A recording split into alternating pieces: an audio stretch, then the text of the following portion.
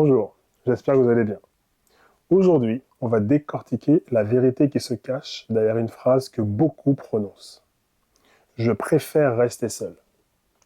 Et tu vas voir, cette phrase ne veut absolument jamais dire la chose qu'elle semble dire. Tu sais, quand quelqu'un dit moi je préfère être seul, on croit que c'est de l'indépendance, ou du détachement, ou encore je n'ai besoin de personne. Mais très souvent, cette phrase est un mécanisme de protection, un bouclier, un refuge construit après des années où tu as donné trop longtemps, à des gens qui n'ont pas su recevoir ni te recevoir. Et derrière ce je préfère être seul, il y a quelque chose de beaucoup plus profond. De la fatigue, de la lucidité, du courage, mais aussi parfois une vieille peur qu'on n'ose plus regarder. Aujourd'hui, on va éclairer tout ça, mais avec douceur, avec concret et avec humanité. Allez, on commence avec les 12 vérités cachées derrière la phrase « Je préfère rester seul ». 1. Ça veut dire « Je n'ai plus envie de me perdre pour être aimé ». Tu t'es peut-être déjà tellement adapté, tellement plié, que tu veux éviter de revivre ça. La solitude devient un moyen de ne plus te dissoudre dans quelqu'un d'autre. Petit exemple de vie. Avant, tu disais souvent oui pour éviter le conflit. Maintenant, le simple fait de te préserver te semble vital. 2. Ça veut dire je suis fatigué d'être la seule à faire des efforts. Les relations où c'est toujours toi qui apaise, qui écoute, qui répare, ça use.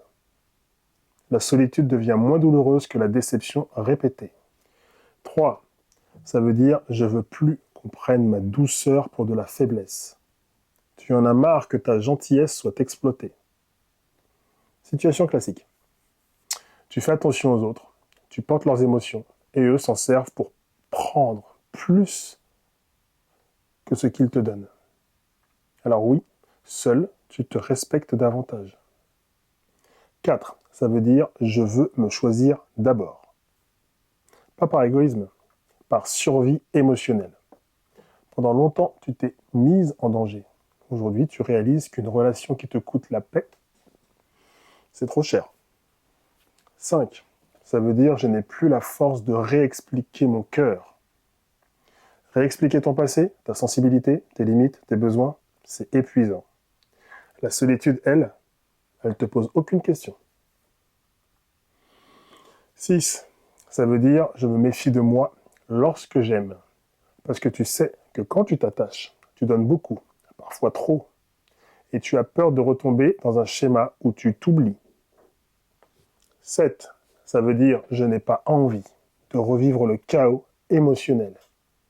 Tu as déjà connu le manque de clarté, de contradiction, les montagnes russes. Ton système nerveux s'en souvient. Il dit stop. Et la solitude devient un territoire où ton corps se repose enfin. 8.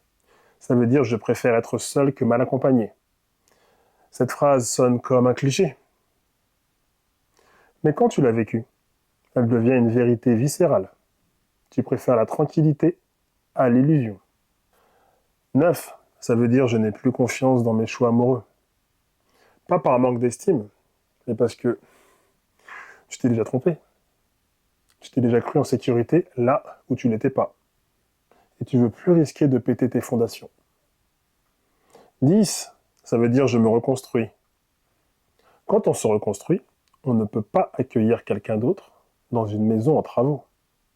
La solitude devient un chantier intérieur. Sans témoin, sans bruit. 11.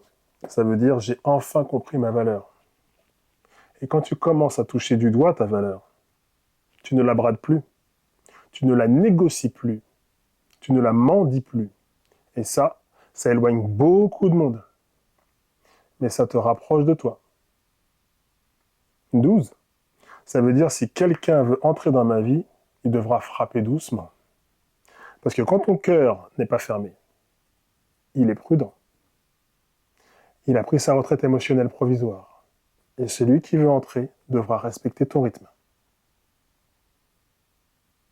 Faisons maintenant le lien entre ton enfance et aujourd'hui. Oui, je prends mon temps. Si tu as dû te débrouiller tôt, seul, tu associes solitude et sécurité. Quand personne ne te protégeait, tu as appris à te protéger, seul. Et aujourd'hui, c'est encore ton instinct premier. Si jamais l'amour a été conditionnel, tu préfères ne plus le tenter. Si enfant, tu devais être sage, calme, parfaite pour être aimé, alors adulte, l'amour ressemble à une performance épuisante. La solitude devient une pause. Si tu as grandi dans le conflit, ton corps préfère la paix. Tu ne fuis pas les relations, tu fuis les climats toxiques, les tensions, les cris, les humeurs imprévisibles. Ton corps choisit la paix avant tout.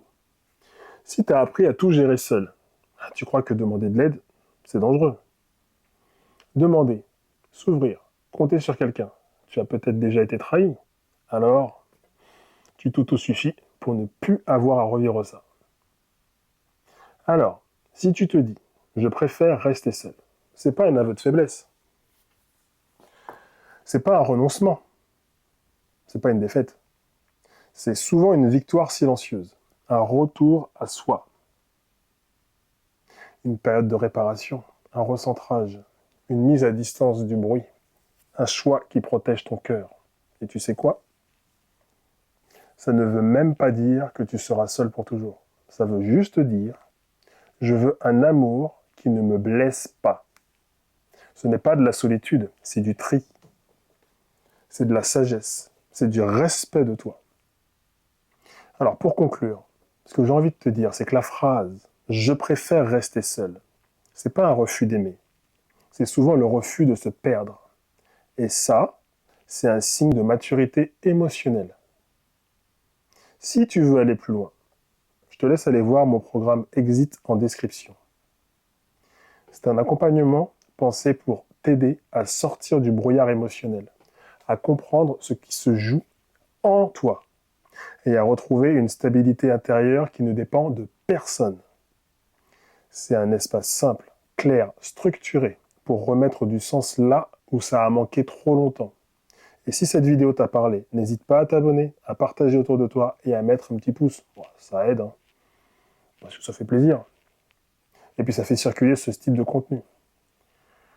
Allez, à bientôt.